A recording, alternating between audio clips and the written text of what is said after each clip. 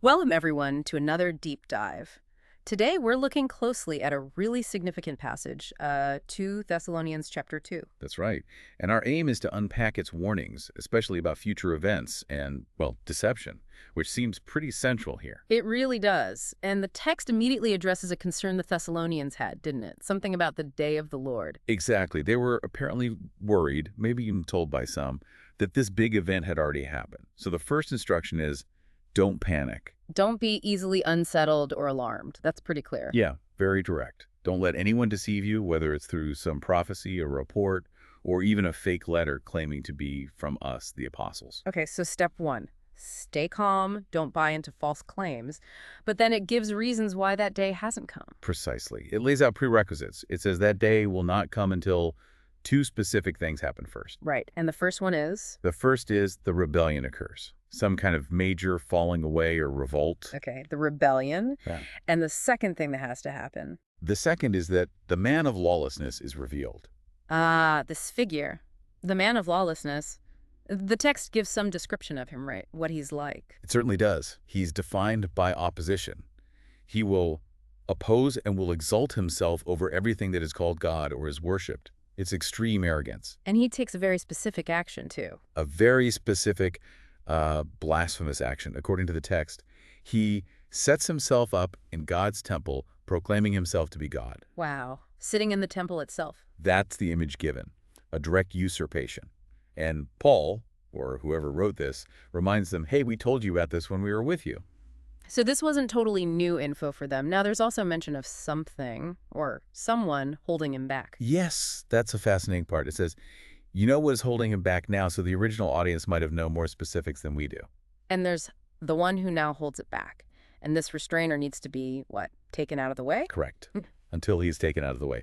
Only then will the lawless one be revealed. But his reveal isn't the end of the story for him. Not at all. The text immediately follows up by saying the Lord Jesus will ultimately overthrow him with the breath of his mouth and destroy him by the splendor of his coming. So his time is limited. Okay, so how does this lawless one operate when he is revealed? What are his methods? Deception is key. His coming is described as being in accordance with the work of Satan. That's pretty explicit. And involves miracles. Counterfeit miracles, signs and wonders, Yeah. all sorts of them. It's a power display, but it's fake, designed to mislead. It's part of every sort of evil that deceives those who are perishing. That phrase, those who are perishing, why are they the ones deceived? Does the text explain that? It does. It draws a direct link. They are perishing, it says, because they refuse to love the truth and so be saved. So the refusal of truth opens the door to deception. That's the connection the text makes. And it goes even further. For this reason, God sends them a powerful delusion. A powerful delusion. That sounds intense. It does. The result is that they will believe the lie. They end up condemned, not just for being wrong, but because they have not believed the truth but have delighted in wickedness. There's a moral element, a delight in wickedness, linked to the rejection of truth. That's quite a stark warning. But the tone shifts then, doesn't it, towards the believers reading the letter? Yes, absolutely. It offers a strong contrast and encouragement, thankfulness that they were chosen to be saved. And how did that salvation happen for them, according to this passage? Through two things: the sanctifying work of the Spirit, and crucially, belief in the truth.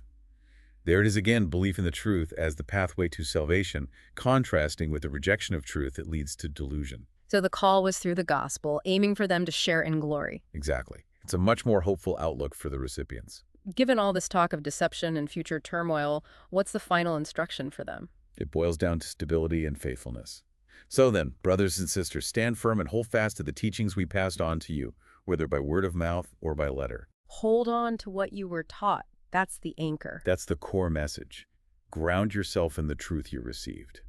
And it wraps up with a prayer for God to encourage their hearts and strengthen them in every good deed and word. So summing up this deep dive into 2 Thessalonians 2, be aware of the signs, understand the warnings about deception, but fundamentally the instruction is to stand firm in the truth you've learned. Right. Discernment and holding fast to genuine teaching are paramount, especially when things seem confusing or alarming. Definitely.